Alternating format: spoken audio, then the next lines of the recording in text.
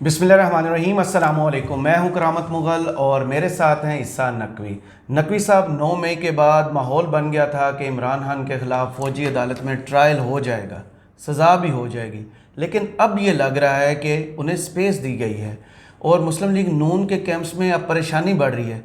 क्या वाकई इमरान खान को स्पेस दे दी गई है?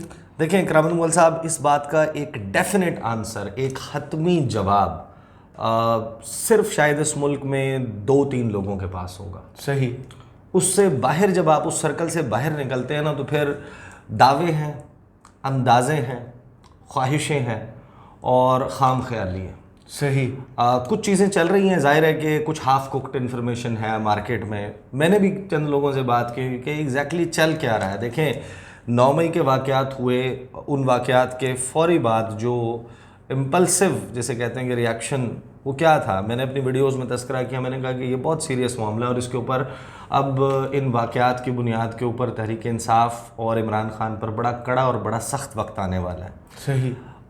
थोड़ा सा स्पेस आया, गैप आया, खान साहब जो हैं वो रिहा हुए, लाहौर गए, वो सारा चल रहा था। उस दौरान हम वीडियोज़ भी कर रहे थे, उस पर बात भी कर रहे थे। फिर जब कोर कमांडर्स कॉन्फ्रेंस हुई, उसका एलामिया सामने आया, उससे अगले दिन कौमी सलामती कमेटी का इजलास हुआ, उसका एलामिया सामने आया। तमाम लोग इस बात के ऊपर पुरयकीन थे कि अब खान साहब के ख़िलाफ़ जो है वो कार्रवाई होगी। जी बिल्कुल ऐसे। फिर थोड़ा सा वक्त गुजर जाता है और मिक्स्ड मैसेजिंग शुरू हो जाती है। पीपल्स पार्टी के हवाले से श्योरिटी नहीं होती कि वो कहाँ खड़ी है इस मामले पर कि फ़ौजी अदालत में ट्रायल होना चाहिए या नहीं। उसके बाद थोड़ा सा वक्त गुजरता है और पीपल्स पार्टी भी खड़ी हो जाती है कि जनाब होनी चाहिए। सही। वो कोई ओपन स्टैंस नहीं लेते, लेकिन दावे जो है वो मुख्तलिफ किए जाते हैं कि भाई पीपल्स पार्टी का मौक़िफ़ फ़लाँ है, लेकिन बिलावल उसको क्लियर कर देते हैं जब वो वज़ीर-ए-आज़म से मुलाकात करते हैं। उस पर भी हम वीडियोस कर चुके थे। बिल्कुल ऐसे ही। फिर कुछ दावे कुछ सहाफ़ियों की तरफ से जो इस्टेब्लिशमेंट के साथ इस वक्त बहुत क्लोज तस्वुर होते हैं, उन्होंने गालिबन हामिद मीर ने फरीहा इदरीस साहिबा के प्रोग्राम में कहा था कि अंदाज़ा नहीं है इमरान खान को कि क्या होने वाला है जून के महीने में, वगैरह वगैरह। काफ़ी सारे शोज़ में उन्होंने। फिर जो है वो फॉर्मेशन कमांडर्स का इजलास होता है जी। अब फॉर्मेशन कमांडर्स इजलास के बाद जो प्रेस रिलीज आती है ना, उसका जो एलामिया आता है, उसके बाद पूरा मीडिया यक ज़बान होकर, यानी मेजॉरिटी 95% से ज़्यादा आप समझ लें कि लोग इस बात पर पुरयकीन होते हैं कि अब खान साहब कल गिरफ्तार हुए या परसों गिरफ्तार हुए, लेकिन फिर उसके बाद एकदम तवक्कुफ आ जाता है। सही। अच्छा, अब उसमें कुछ थेरियाँ हैं जो मार्केट में सर्कुलेट कर रही हैं। वो ये है कि जनाब खान साहब जो हैं वो एक राय ये भी मौजूद है कि इस वक्त जो है वो जो कुछ चल रहा है ये ऑलरेडी बहुत डैमेज कर चुका है तहरीक इंसाफ को, इमरान खान को। उनकी इलेक्टोरल पावर उस तरीके से नहीं रहेगी, वो शायद नहीं जीत पाएंगे, वो उतना उनका जो है वो इम्पैक्ट नहीं होगा इलेक्शंस में। सही। तो ये एक ऑब्जेक्टिव है जो अचीव हो गया और खान साहब के ख़िलाफ़ जो है उनको सिंपथी का वोट या उनकी जमात को और मुस्तकबिल में कोई फ़ायदा ना हो जाए, उससे बचने के लिए शायद थोड़ा सा गुरेज का मुजाहरा। सही। सही। फिर एक जो है वो अब क्योंकि देखें ना, गुज़श्ता रोज़ हुआ क्या, खान साहब जो हैं वो हाई कोर्ट में पेश हुए और वहाँ पर जब उन्होंने गुफ्तगू की ना, 5, 6, 7 मौज़ूआत के ऊपर उनसे सवालात हुए, उन्होंने जवाब दिए।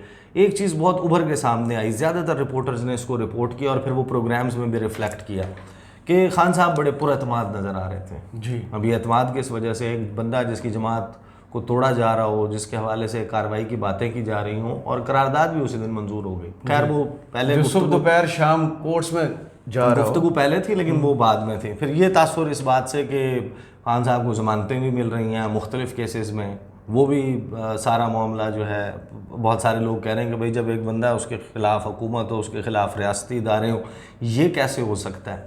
फिर हम देखते हैं कि वो जावेद लतीफ़ साहब को लॉन्च किया जाता है। उस पर हमने गुज़श्ता रोज़ बड़ी मुफस्सल वीडियो की तफसील से बताया कि जावेद लतीफ़ बेसिकली मैसेजिंग क्या कर रहे थे। اور اس سے کیا جھلک رہا ہے کہ میاں نواز شریف کو لگتا ہے کہ نہیں جناب، ایک تو میرے لیے اسپیس نہیں ہے اور مجھے نہیں آنے دینا چاہتے ادارے، اور دوسرا یہ کہ عمران خان کے خلاف بھی وہ سمجھتے ہیں کہ جو ان کی خواہش ہے اس کے مطابق ڈیسائسو ایکشن نہیں ہو رہا، تو وہ جو اپنی بلیک میلنگ کا ٹیکٹک کرتے ہیں. اور اب انہوں نے اپنے آزمودہ مورے مولانا فضل الرحمان کو بھی لانچ کر دیا. اچھا، آزمودہ مورے میں کیوں کہہ رہا ہوں، آپ کو یاد ہوگا اکتوبر 28 اکتوبر کو 2019 میں انہوں نے آزادی مارچ کا اعلان کیا تھا. آزادی مارچ کے مقاصد کچھ اور تھے. 13 نومبر تک انہوں نے جناب اپنا مارچ جاری رکھا، اور اس کے نتیجے میں اس کے مارچ کے ختم ہونے کے 2-4 دن کے بعد میاں محمد نواز شریف لندن کے لیے روانہ ہو. بالکل ایسے ہی. تو بہت سارے لوگ، اب اس کا ظاہر ہے کہ یہ اس پر تھیوریاں موجود ہیں، اس پہ بہت سارے لوگ دعوے کرتے ہیں، حتمی نہیں ہے کہ وہ جو لانگ مارچ ہوا تھا اس کے اخراجات اٹھانے میں میاں صاحب کا بڑا کردار تھا. مسلم لیگ نواز کے لوگوں کا بڑا کردار تھا، فیسیلیٹیٹ کرنے کے لیے بھی اور دوسرے معاملات میں بھی. اور اس کے اینڈ آبجیکٹو یہ نکلا کہ میاں صاحب چلے گئے تو مولانا صاحب کو بھی لانچ کر دیا. مولانا صاحب نے بڑی حیران کن بات کی جی، اور حامد میر نے بڑی حیران کن بات کی. میں آپ کو کچھ چیزیں پہلے ذرا دیکھ لیتے ہیں کہ خان صاحب نے جو گفتگو کی نا.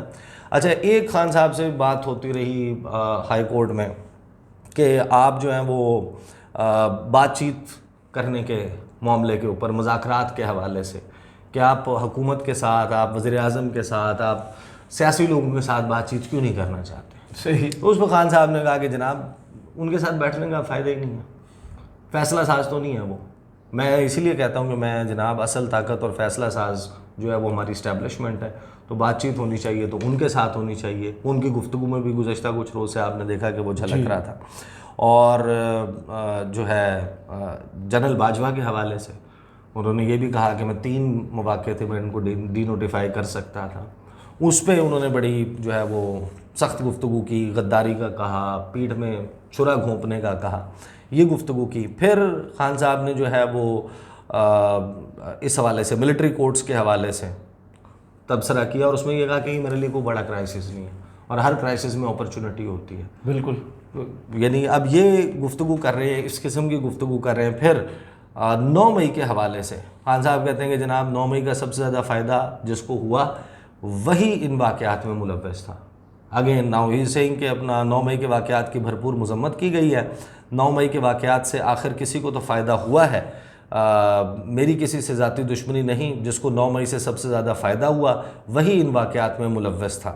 ہمارا کارکن اب بھی ہمارے ساتھ کھڑا ہے، یاسمین راشد، اعجاز چودھری، میاں محمود الرشید، سب ڈٹے ہوئے اپنے مختلف لوگوں کا وہ حوالہ دیتے ہیں. اور پھر جو استحکام پاکستان پارٹی بنائی گئی ہے اس کے اوپر بھی وہ خان صاحب کہتے ہیں کہ جناب ہو جائے، پارٹی بن جائے اور بندے لے لیں، جس کو میں ووٹ دوں گا وہ ٹکٹ دوں گا، لوگ ووٹ اسے دیں گے. اب یہ گفتگو ہے جو عمران خان صاحب نے کی. شام کو آ جاتی ہے قرارداد قومی اسمبلی میں. قومی اسمبلی کی قرارداد ہے وہ 9 مئی میں ملوث افراد کے خلاف کیسز ملٹری ایکٹ کے تحت چلانے کی قرارداد منظور.